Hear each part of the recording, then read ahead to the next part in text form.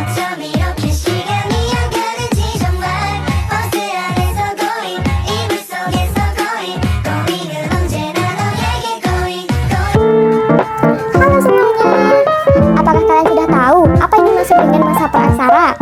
Bagaimana sih kehidupan yang ada di dalamnya? Nah, untuk mencari tahu hal tersebut, kita simak dan tonton video berikut ini.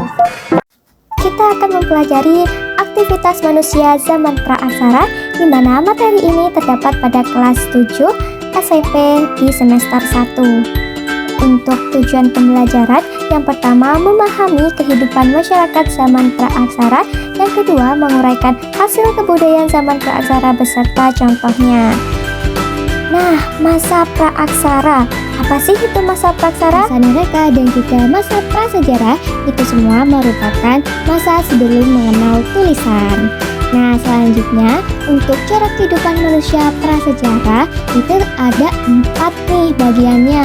Yang pertama itu masa berburu dan mengumpulkan makanan pada tingkat sederhana. Yang kedua masa berburu dan juga mengumpulkan makanan tingkat lanjut. Yang ketiga masa bercocok tanam, dan yang keempat masa perundagian.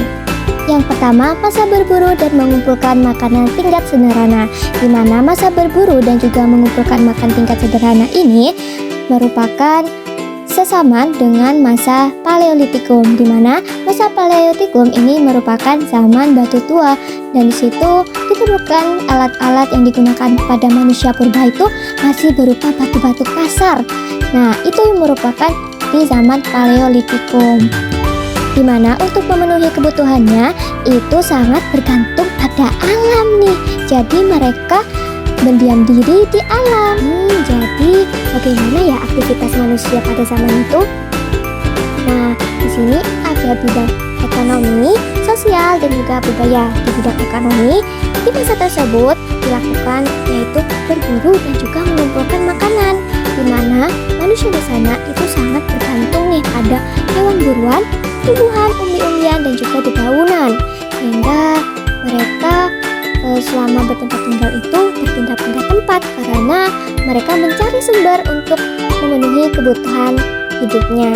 Pada segi sosial, mereka hidup secara nomaden, berpindah-pindah dari misalkan kepada rumput maupun ke pantai, dan hidupnya mereka itu berkelompok, dan juga mereka sudah mengenal pembagian kerja. Misalkan laki-laki itu kerjanya berburu, perempuan itu mengumpulkan umbi-umbian dan juga daunan. Pada sekitar budaya, mereka sudah menggunakan yang namanya peralatan. Nah, peralatan ini tuh merupakan batu kasar, seperti juga alat batu inti, contohnya kapal genggam, kapal perimbas, dan juga penetak. Ada alat seping seperti pisau, pelaut, burdi, dan juga katakana.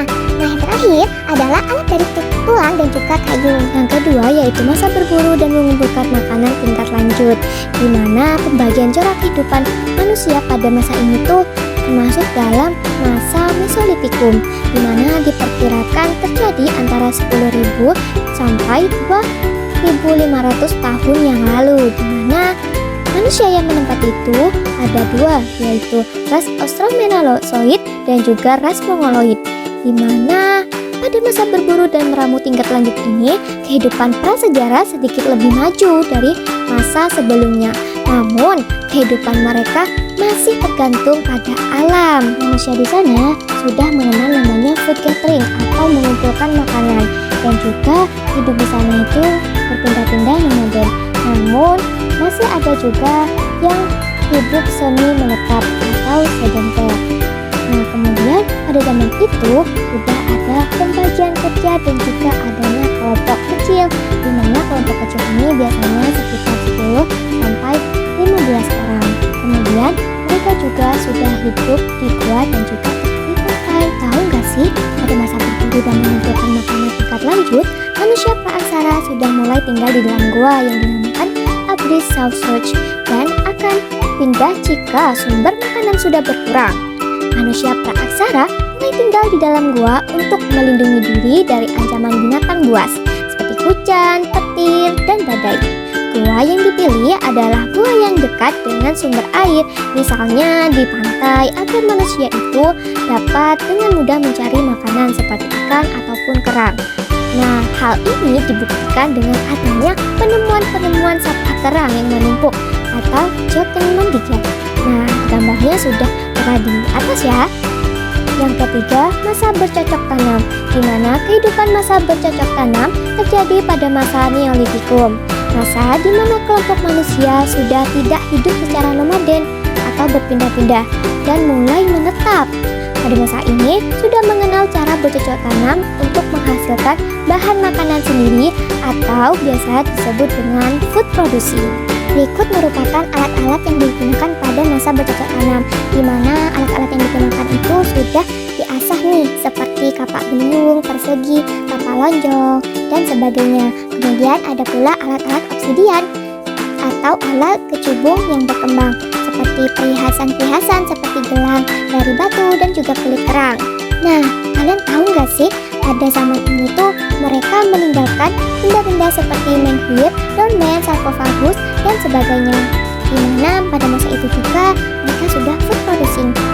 Nah, pola hunian yang mereka adopsi itu menjadi perkumpulan di perkampungannya. Jadi mereka sudah mempunyai pola hunian sendiri dan juga mereka mempunyai pemimpin di tempatnya masing-masing. Yang keempat yaitu masa perundagian, di mana pada masa perundagian ini merupakan dari asal kata undagi atau seseorang atau sekelompok orang yang memiliki keterampilan seperti kepandaian membuat sesuatu, misalkan gerabah, perhiasan, kayu, dan sebagainya. Nah, hal ini tuh ditentukan oleh berbagai aspek yang berbeda seperti etnisitas, agama, dan juga bahasa. Nah, berdasarkan ilmu arkeologi itu, manusia telah memasuki zaman logam pada masa perundagian ini. Nah, kalian dapat mengamati gambar tersebut, di mana gambar tersebut mencerminkan bagaimana pada zaman perundagian tersebut, di mana pada masa ini tuh manusia sudah menetap dan mulai bercocok tanam dan juga mampu membuat alat pertanian. Nah, di masa perundagian ini itu masyarakat di sana sudah memanfaatkan serta mengelola logam yang ada, dan mereka di sana hidup saling bergotong royong dan juga berbagi secara adil, sehingga pada zaman ini menunjukkan kemajuan yang amat sangat pesat. Nah, gambar tersebut merupakan peninggalan perundagian. Yang pertama ada nekara, yang kedua ada kapak lonjong, yang ketiga arca perunggu, dan yang terakhir ada perhiasan. Nah, jadi pada masa ini masyarakat di sana sudah bisa mengolah dan juga memproduksi dari bahan logam. Itu dia aktivitas manusia pada zaman praaksara. Sekian dari saya, terima kasih, sampai bertemu kembali. Nah, bagaimana nih? Apa kalian sudah paham terkait masa praaksara setelah melihat video tersebut?